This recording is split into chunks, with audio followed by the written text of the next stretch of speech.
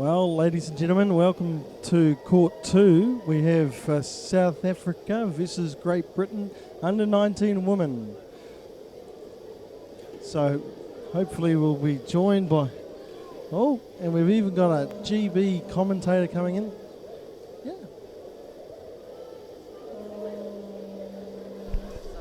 Hello, and I'm Suze Beddoe of the Under 23 GB Women's, and we're actually staying and have been training with the Under 19 girls, so this will be a really good game to watch. So, Susie, how do you think South Africa are going to go against GB girls? Well, they defending world champs. This is true. They, as defending world champs, they've also got a lot to prove, and from the looks of it, they've been really enthusiastic and making their presence known on poolside, but I don't think this will deter the GB girls. They'll give it all they've got. Yeah, they've definitely been raising the noise levels in the pool every time they come and go. And obviously, how do you think they'll cope with 3 games in a day? That's obviously the big question for day one. Well, this is really going to test the girls' fitness, but I know, well, definitely the GB girls have been working on the fitness and obviously in the run-up to these games, and I'm sure they've known for a little while that there will be 3 games, so they've been doing their best to prepare for it. So what do you think they've been doing in terms of their training to prepare for these 3 days? Well, they've been upping their pool sessions and the gym sessions and monitoring it and making sure that no one is, let's say, lagging. And if they are, there's been a lot of encouragement between the girls and to just up it and to mirror more like other professional level sports, I guess. So during training days or training camps, do you kind of simulate playing 3 games in a day through the day? So in our training camps, we've got several pool sessions within the day, of which each of them are very high intensity. So it is similar to playing several games in a day, also supplemented by land sessions and runs and etc. and team bonding and running through. What, in terms of quality, obviously there's a lot of guys were talking about the 3 games in a day. The last game is always a bit hard. What do you think in terms of that? Will we see a scrappy game here? I think that the last game will really show the true colours of both teams. If there's 3 games a day, it will show really what the teams are made of. Oh, are we just about to start? And off we go.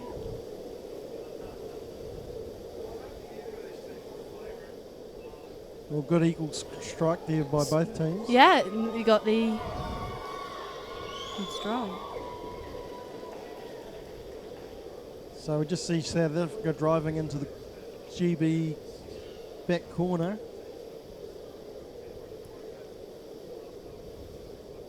It's quite difficult to see across the other side because obviously all of the cameras, that, although of very good quality, they're all situated on the one side, so therefore if they play on the one side, lots to chat about, on the other side not so much. True. There's a big drive going on here, obviously a melee in the corner, just rotating around. Strong. It will test both teams' rotations with obviously the South Africans forwards and the forward drive and the GB's defensive pushing it out to the walls.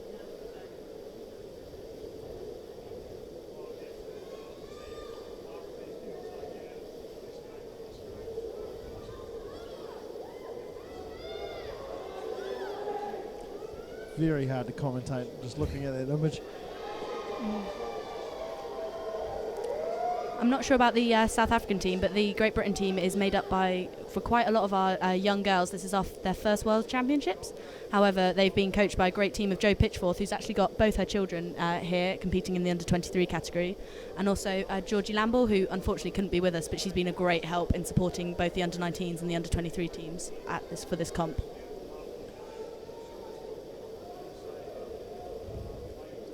Looks like they're holding them out in the corner. It just depends whether which team's got the drive. 3 minutes so far, we've been on one spot. However, no calls have been blown up by any of the referees, so whatever's happened is legal.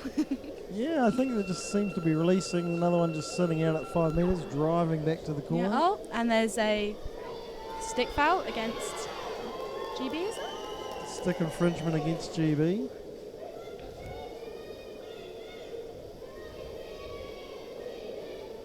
Can hear the support by the GB lot, even from in the commentary area. Nice and vocal.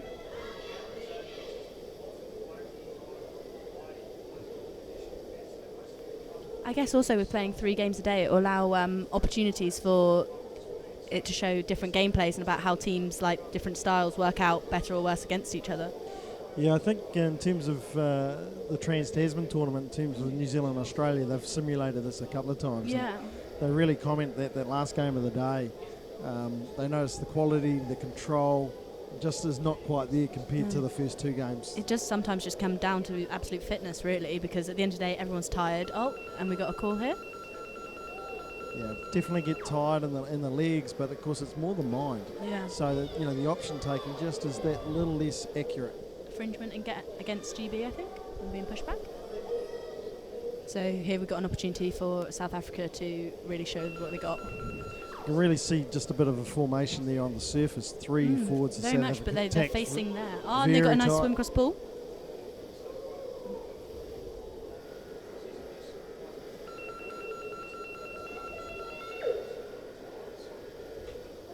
And break and play again. So after we saying there was 3 minutes of no calls, they seem to have settled into this. So we've got the South Africans taking another free puck, so they seem to there.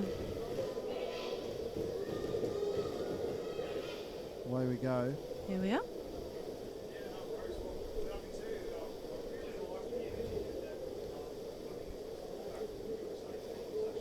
So a good drive looking here from South Africa.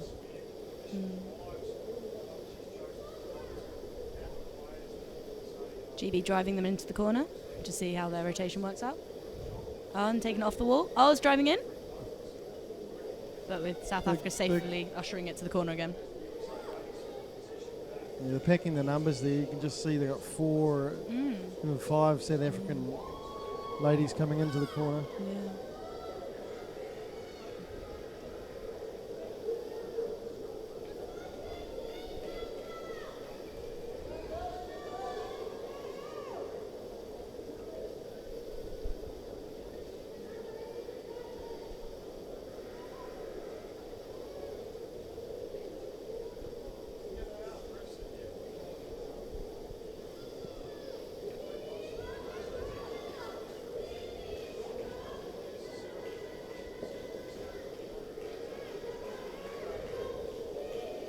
Just getting out of shot there. Drive here from South Africa. What do you think of these clear walls? It's great to see their actual sticks and puck skills just through the wall in terms of... It's really nice for obviously the visibility, which is always what you want for in a streaming. However, the slight flexibility as well, it does mean that some of the players do use it to their advantage to extend the court a little. Big drive here. Call from the referee to stop that play. Yeah. Another stick infringement there. Seems to be a popular one for the tournament. It's probably the one that gets called up most often, do you reckon? Yeah, I think so.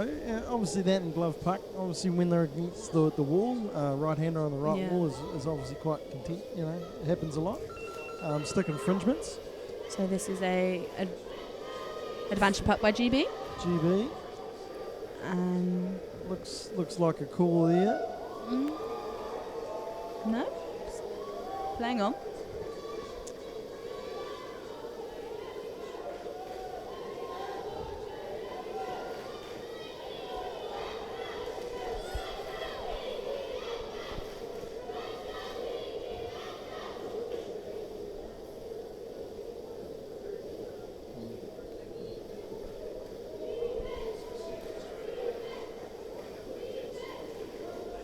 So we get caught up in the corner. Again. Again. Please stick to the near side. That would be much more interesting than the far side. Maybe in the next half we'll have the pleasure. Yeah. Obviously it's a defensive tactic, isn't it? Once you're in trouble to just really kind of slow shut the play game down, yeah. Put it in the corner, get everybody reset. And the only issue with that nowadays is, of course, the 5 metre subbing box makes that a difficult call to whether to get players out of the water or whether they should just sit there and suck it up and defend like mad until either get a break and play and get a person away or to have an infringement call. Yeah. Very difficult also if the players being held under the subspin, as in like, are the players coming in, getting entangled with the players that are already down there and stuff. And this is hard because obviously they're on the far side from the substitution box. Yeah. But both teams seem to be holding each other out and fairly even battling, actually. We've just got an advantage call there from referee number 10. So some things people... So it's a against the South Africans for gloving and stopping the puck illegally as well. So a medley of things. Yeah, so John Coulter there, USA referee.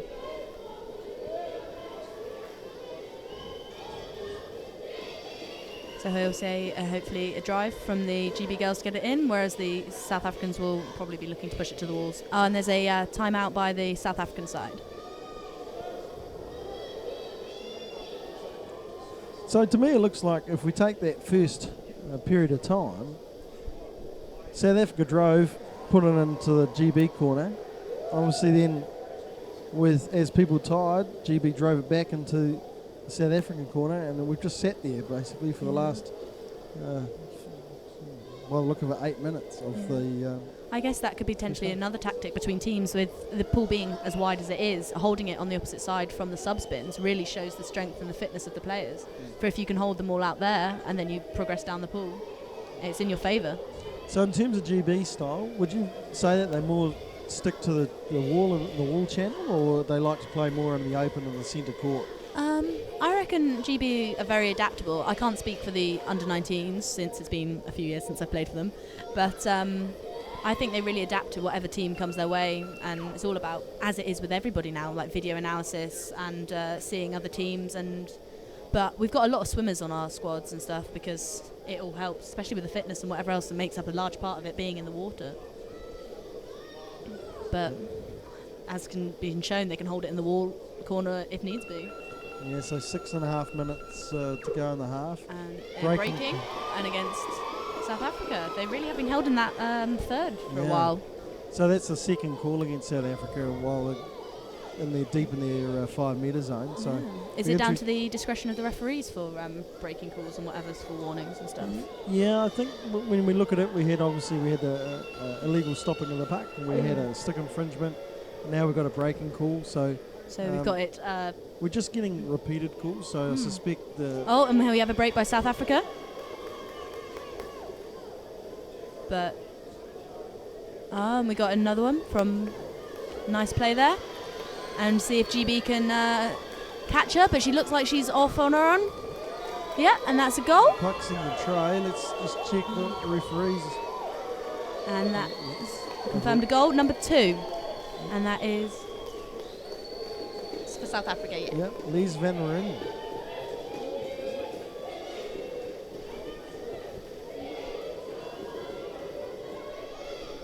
It's interesting in here because there seems to be siblings in both the South African and the under-19 for the GB women, with Rosie and Pearl Winters for the GB women and Lisa and Helen for South Africa. So there was a tough run there. GB were hot on attack. A couple of penalties, got a reset, and unfortunately South Africa just broke away with that lone forward, and off they went on the runaway. It does happen sometimes when teams are fully committed to the goal and they've all piled the numbers in, and that one pass through. That's why it's such important for the fitness levels of everyone for those big swims. And good breath hold training there to go 25 metres underwater in that case. So. Good apnea there. Well done.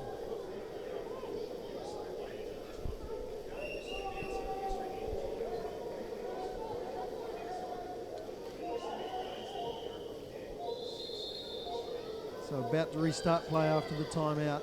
Yeah, it'd be interesting to see how GB come back from this, or if South Africa push for another goal before half-time. Yeah, it's about 2/3 of the way through the first half, and both teams seem fairly equal on the strike. And we got GB pushing through, so the goal doesn't seem to have deterred them, which is positive. Driving hard.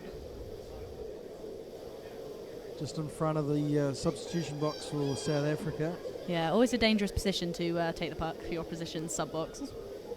Yeah, they've just pushed past that, so it's interesting here. The South African girls are all not really looking for the sub, they're just watching. Just after strike. You've got your GB there player looking for a support. But just holding them in the corner. Yeah, and they moved it out. So in terms of people might be looking forward to the corner rule, corner rule's like a 1 metre diameter, so the player has to attempt to get it out of that zone. And as long as the referees see that they've attempted to do it, then it's play on. So we've got a advantage puck against the South Africans. So this is really a chance for GB to push forward and make the most of it. However, if the South Africans can take it out to near their sub-spin, they have got a chance to refresh players as well.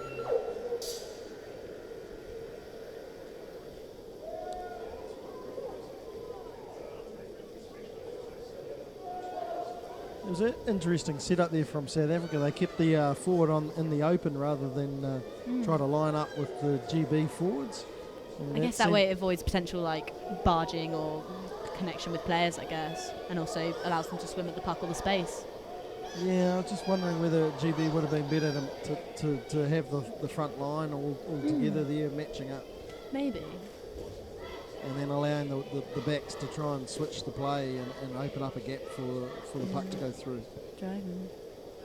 So just recycling it in the corner. They seem to be recycling within each other, like turning back to pass and stuff, but keeping the puck, which is the main thing.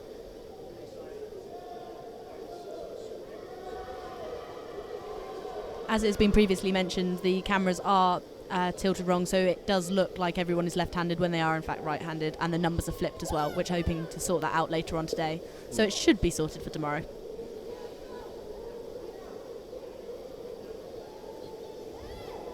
Oh, and we've got a swim from the South Africans, but being tracked by the Great British players as well.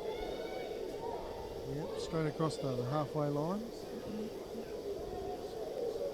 So 2 minutes 50 left to go in the half. And 1-0. It's been really close. Quite a lot of corner play. Yeah, I think GB were looking for an equaliser just to go into half time. They're really raised the spirits, I think, so you'd basically start the second half at 0-0 again. So I can see there Helen Van Ron, number 8 for South Africa. Looks like a call's been made.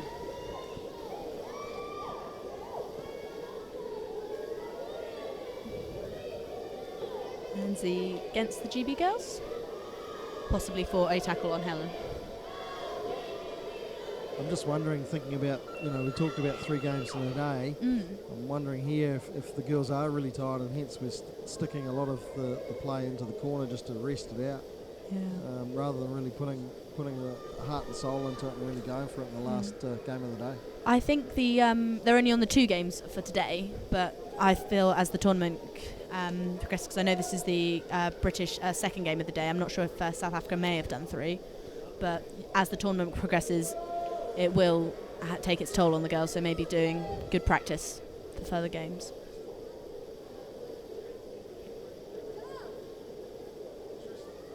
Yeah, South Africa's 3rd game in the day for them. So it looks like GB's only got 2 with the bye in the first round this morning. Yeah. So we got some down the back wall, South Africa proving strong and pushing them out, but GB are persistently putting the numbers in there, but South Africa are matching them. And they're maintaining possession down to the final minute of the half. Keeping it safe.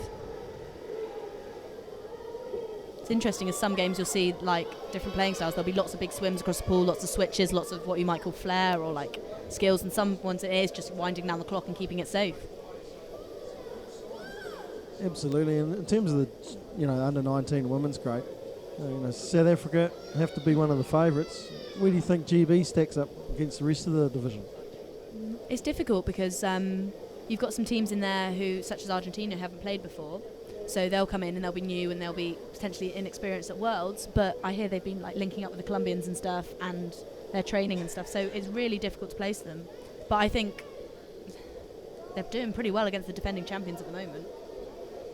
Yeah, the Argentinians obviously got a couple of Colombian coaches going down and helping them out, and I think they've had a couple of good results actually, even though they had some defeats. They were pretty close and they were scoring goals, so I think Argentina will be strong. Australia, New Zealand, what do you think in terms of, and Canada and the USA are all in this grade? So.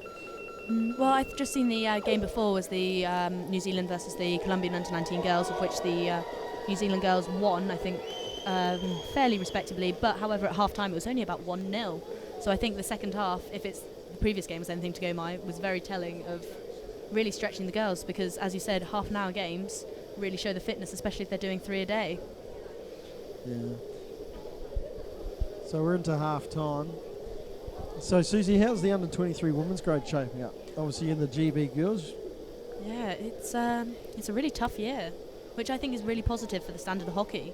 But we just played the Colombians earlier on in the day, and it was a really close game. Unfortunately, we lost 2-3 to them, but it could have gone either way, and which means that it's positive.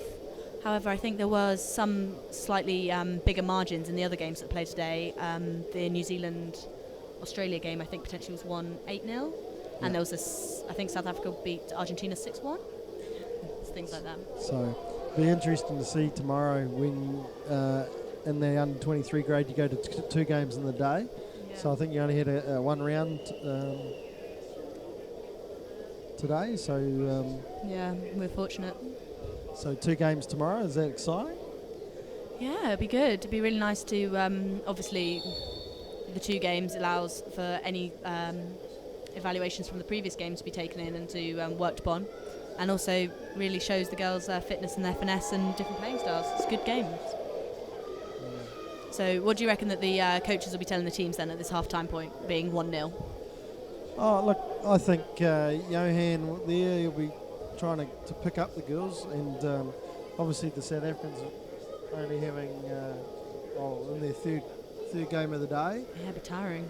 They'd be, just trying to hold onto the puck, try and get a good clean pass away, try and get a person into space, and then trying to commit to supporting that player through to the, hopefully getting the ultimate result and getting the goal. But it's going to be tough, really. They're on their 3rd game. It's got to be testing them, especially in the second half. If we look at what happened just before, we had New Zealand playing Colombia. And the more goals were scored in the second half than the first exactly. one. That might really be how it works with having the 2 to 3 games a day principle. Yeah, so Colombia definitely on their 3rd game, that game before, 1-0 at half time. And then once I think the Kiwis got the second goal, there was a period there where they had 5 minutes and 5 goals. It was really fast, and then of course they just fought back. Yeah, sometimes when you've either got the team on the back foot, you can continue rolling them, but otherwise some teams, I know Colombia especially, they've been known in the past for if you've scored a goal past them, you better watch out because they're coming right back at you. Yeah, so there's the teams for South Africa and Great Britain.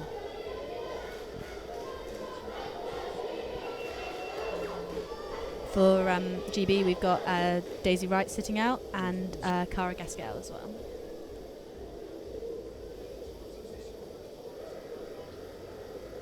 Do you reckon that the pool clarity will get better throughout the week or get potentially worse?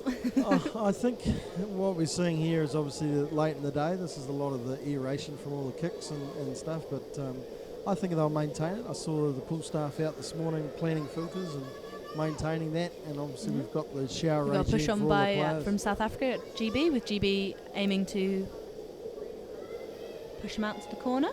South Africa waiting for their numbers to come in support, in search of the goal. You've got good numbers down from South Africa.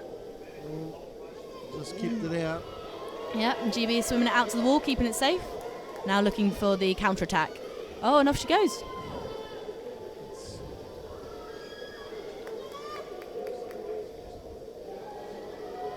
So South Africa would see this as their chance within the first few minutes of the second half to really flood the GB defence, but they seem to be coping with it okay. Just looking at this is, I suppose, as we go up the levels, it's just slightly slow with the support play and not quite as... Oh, and we got pushed by Helen. Yeah. And goal is scored by the look of it. Goal is scored. But then this might be where the South African experience comes in, because obviously they are the reigning champions, and I'm not sure how many they've lost from Castellon. Do you know anything about that? I think they've had 2 or 3 go up into the under-23s, and obviously there's a couple of girls who played in the elite side at Stellenbosch last year with the winning the World Championship. So they're in the 23s. So those 2 went up. So I think there's support probably from the GB teams just there. Yeah. Whereas in comparison, none of the Great Britain under-19 side have competed internationally before, so it is a really new experience for these girls, and I think they're holding their own actually. 2-0's not bad at the moment.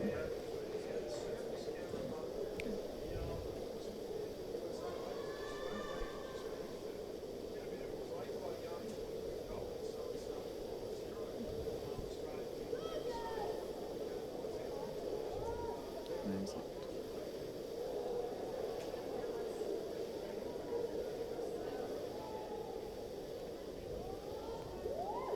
Seems to have been a fairly clean game so far, though, although some calls being called, nothing seemed like deemed as deliberate and no throwouts, whereas we have had some throwouts throughout the day, I think. Well, one of the things the refs do try to do, and it's coming from probably the tournament director, who keeps telling them to play advantage. Yeah, I think that really does benefit the game, because sometimes you might make a call or whatever, and that split second afterwards, the team that you would give the advantage for is going on, and then they turn around and they're not happy. I think it's in the corner again. Quite difficult to see at the moment. Another difficulty for being a referee is, what do you do in the corner? Do you get out the ball? So you can see here the referee number 21 is just sitting right hard into the corner, and he just literally just absorbs the kicks and the pushing. The other technique, of course, is just to move out a couple of metres and allow the players in there. On the far side with the wall, of course, they just pop on the other side of the wall and look through it. So this is true. That's another benefit of having the clear barriers as well. A couple of the times with the referees on the barrier side, we found them almost swimming on the other side of the barrier, which allows more play and also a better visibility for them. Just seeing here that obviously...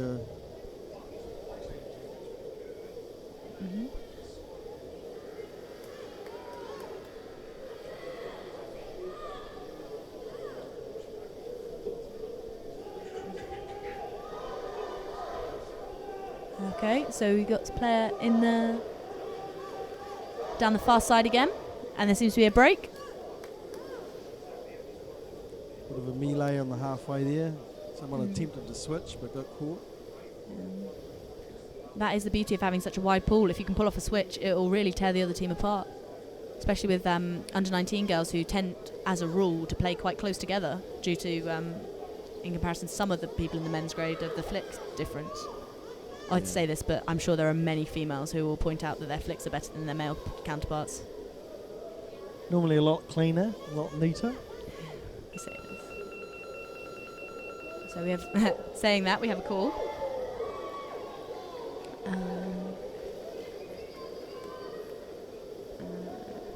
Substitution from the GB girls there too. Yeah, and against South Africa. I feel the calls have been fairly even though with regards to GB and South Africa, to be fair. And they've been letting it run even though we've been tired. It looks like we've gone to a timeout. So timeouts, obviously opportunity for the coaches to have a chat, whatever else, especially in the second half, especially for the South Africans for their third game of the day, being like, there's things to focus on, things to remember, and what they need to take for this going on for the South Africa to continue their win and for GB to make a comeback. Yeah, I think South Africa here, just looking at it, they might be tired. They might try and tie it up, just slow the game down on the wall. It might not be pretty, but they'll be after the result. It sure is effective, isn't it? And nothing annoys a team more. They want to score, they want to make a comeback, and you're just completely slowing the game down. Yeah, we've definitely seen that tactic before at the Men's World Championship, the French team against New Zealand a couple of times. We've watched, France get up by a goal and literally shut the game down and spend 9 minutes. Well, if it's not in the corner, it's legal so far. Well, yeah, exactly. They stuck on the wall and they just pack it. And we've got the free puck to be taken now. And we're away. Players go so below. About just under 10 minutes to go of the second half.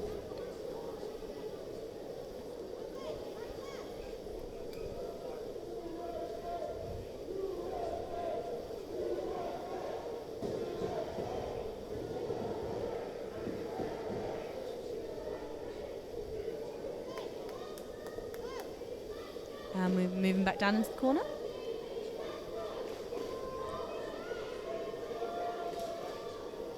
So we're finally in the corner. So they're pushing hard. GB defending.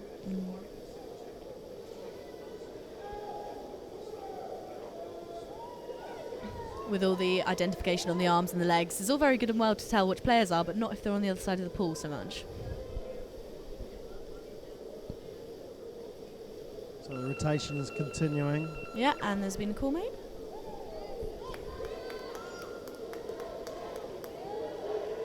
So against Great Britain. GB.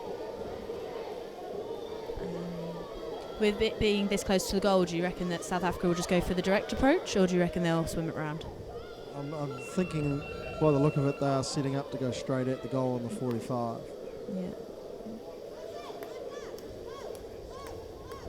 Oh, so the pucks come out. Yep, just But, nice yep. curl by South Africa. Just keeping Took it back straight in off their area. the stick. Back out to the corner goes GB. GB have been very good at damage limitation and moving them out to the walls in this game, with South Africa being a really strong team. Or do you reckon that is with South Africa being what you might call tired from playing their third game? Look, I think it's defence. It's in this case here we're hard on defence. South Africa are tired. Maybe just the accuracy to get the pass to the right spot, and then really the support player just being actually a second too late. Yeah. Seems such a shame having all this pool to play in and using just the corner. Oh, and there seems to be a drive across the... and is that a goal? We're waiting for the referees to confirm. The referees... No. It seems like goal signed by number 5. Number 13. Nicole. For the South African. So with 7 minutes to go, some may say that the South Africans are pulling away, but do you reckon that GB will come back strong like they did after half-time? Well, I wonder here, the 3-goal barrier is always one that can affect the mind, really, and people kind of drop it, and so it'll be... Still an equal speeds at the strike point, and we do seem to have GB swimming across... A bit of a hack across the arm there from the maybe the referees are playing advantage. There seems to be some kicking on the surface as well. Yeah. And so GB seem to be driving. Oh, that's good reaction to that goal. So that's nice really to see positive. them really Nice to see that it. the heads haven't gone down. Oh, nice curl out. And they've just lost possession there. Yeah, just each player picking the pocket of the other. Yeah, which is why having support players is so important, having those two, so the one doesn't get stolen from. So here we go again. South Africa keeping it in the corner. Yeah. Trying to pull it out, but you've got GB really just... positive to try and see. You can just see that far side forward just floating in there in the screenshot. Might be useful for them now. We're getting down to the final 6 minutes and they're really going to make an effort to really go in and go and get the puck. It's difficult though if you've got a lot of bodies, because sometimes you might go in to try and help and it just end up hindering your players already with the puck. But South Africa seem to be strong in the corner, but it's not stopping GB's tenacity at trying to get them. Yeah, we're starting to see just a little bit of body position difference here. South African girls are just that little bit lower, harder to pop them off the puck. Yeah. They're coming in and swiping at it rather than really driving onto the deck and then getting in a nice strong tackle. Yeah. Oh. I guess the other thing with having the flexible barrier is that such a push off from the side is maybe some of the power is absorbed with the less of the impact that it might have. No, GB still in possession, but it does seem to be very 50-50 in this corner play. But at least it's good 45-degree drive here. Yeah, push up against the wall, see if they can drive it up the back wall. With South Africa trying to drive it out. Puck's bobbled. Very close to the edge of the tray there. Yeah. At this point within the goal line, it's so important to have your second phases and your third phases and having your teammates down for you for both teams. Either you're driving it out, which you need your support, or if you're going in for attempting for the goal. So GB's pocket's been picked there. And we have a counter-attack by South Africa. Some of the girls are seeming a little bit tired. It's taking its toll. Yeah, I wonder here, South Africa kind of saying, look, we've got up by 3, we just keep maintaining possession. Yeah. Doesn't matter where we are in the court. If we've got the puck, they can't score. And I think looking at it, they're probably starting to take that technique going. 4 minutes to go. Oh, and calling timeout. Timeout called by South Africa. and a free puck against GB after the timeout. So yeah, looks like the coach there just stepping in, make sure to break the play up. Yeah. Probably trying to think, well, my team is tired. I've got 4 minutes to go, and we're 3-0 up. What's the best way to play effectively, efficiently, and save some energy, whereas getting the result you want? Yeah, closing it out and taking the points for the day. I think there is a lot of positives to be taken there from like both teams, though. Although the play has been quite held up, it has been a good battle, and they are showing that it is a lot of opportunity, because some games are like that. And when you get throughout the tournament, you have to be able to play the slow games as opposed to playing the quick ones. I wonder here also, if we think back to the World Champs last year, whether this is 3-0, that GB team could reverse that in the playoffs. There's been some good results by GB in last year, being down by 4 goals, I think it was, and then turning around. This is true. GB are known for the comebacks. We've had some really positive results throughout today, though, haven't we? Some impressive wins and some good battles.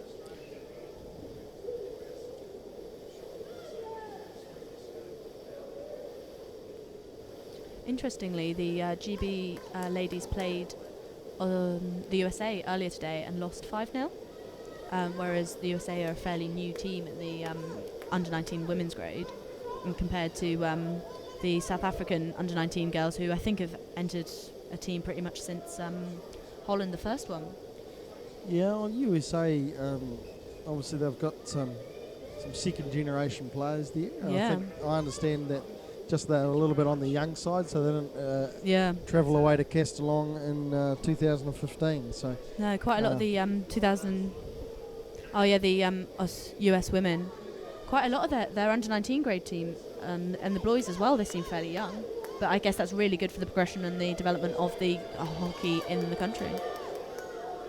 Yeah, I see GB fighting quite hard now. They know they've got to try and make an effort. But just going for a goal, because that would just be out of this situation with 2 minutes ago. It is possible, but unlikely to score the 3. Yeah, you just see the rotation. They've played so well and so strong to keep them up there and in the corner for however many minutes. I think what they're looking for is to come away with a goal to have positive to build on for the next game. Yeah, just seeing the South African girls kind of creating a bit of a fence. Yeah. Trying to just the South Africans seem pretty happy just to be keeping it in their corner. There's no real drive to push it out. Yeah.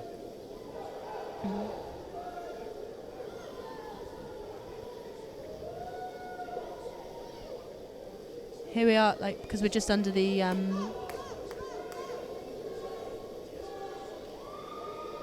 GB subspin, so they should be using that to get in fresh players to be aiming to score. Right, so inside the last 2 minutes of the match, period where any infringement will stop the clock. Can't use it as a tactic to wind the clock down by just causing an infringement. Could use it for some breathing time, though. Yeah.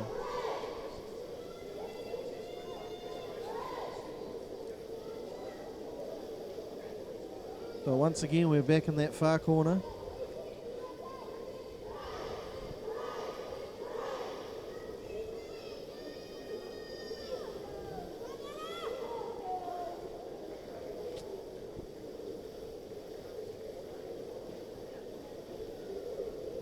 The GB girls are defending, aren't they? Defending quite well, rotating, and then South Africa, you can just see that fence of the 3. Yeah, they're just not letting them out. 3 back players. Just holding them in that corner. But what's interesting when we look in the underwater shots, there's still both teams really only got 1s and 2s. And just what is this, about 8, just after 8 p.m. at this time, so depending on the levels that the girls have played before, is that they might not be used to evening games and stuff. Because it is quite tiring. Yeah, it's quite tiring, because if we think about it, the first games for this grade were at 9:30 this morning. And then the second round went through at about 1:30. Just over 30 seconds to go, so I think GB will be looking to just hold the South Africans out and not let them have that final goal. And I'm not sure how much South Africa are pushing for the final goal. It seems that they're quite content with the win and just to run the clock down. Yeah. Oh, we got a call within the last 15 seconds. But obviously, as you say, the clock stops. And the GB coach is requesting a timeout.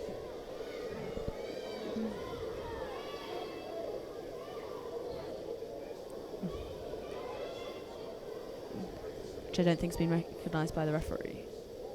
Well, I wonder if they've already used their timeout. Oh, so maybe. And we've got the last 30 seconds or so, so the GB girls will be aiming to defend against this free puck, and the South Africans, I guess, will really just to close it out, because the goal here. So we're back Casual swim underway, back and you'll be 15 done. seconds to go. Yeah.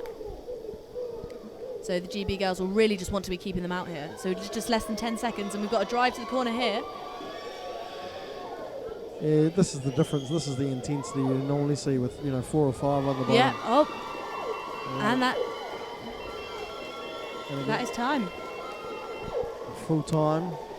South Africa go through, take the points. 3 points to South Africa, 3-0 over Great Britain. Commiserations to GB and congratulations to South Africa. Although there's a lot of positives to take away from both 4 or 5 teams. on the Yeah, bottom. oh. And I think they can go home, grab some food, and have a well-deserved rest. It's time. Yeah, be an interesting day tomorrow. Full time. We'll see what will.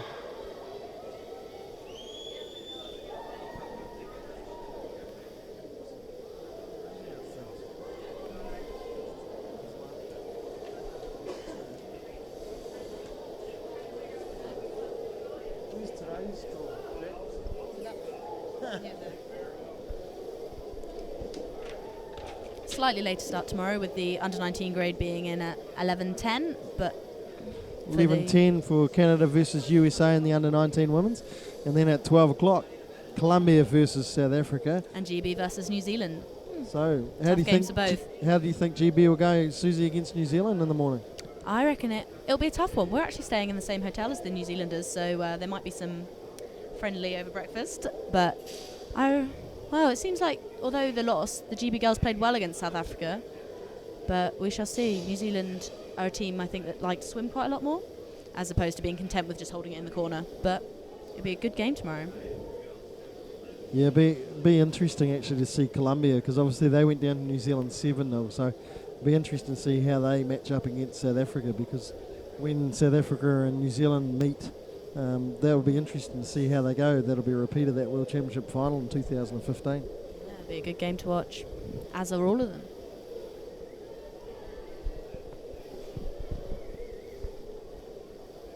Anyway, we'll wrap up here, and we'll get back to you shortly in the morning with in court 2 we'll have France versus Argentina at 9:30 in the men's under 23 grade. Thank you.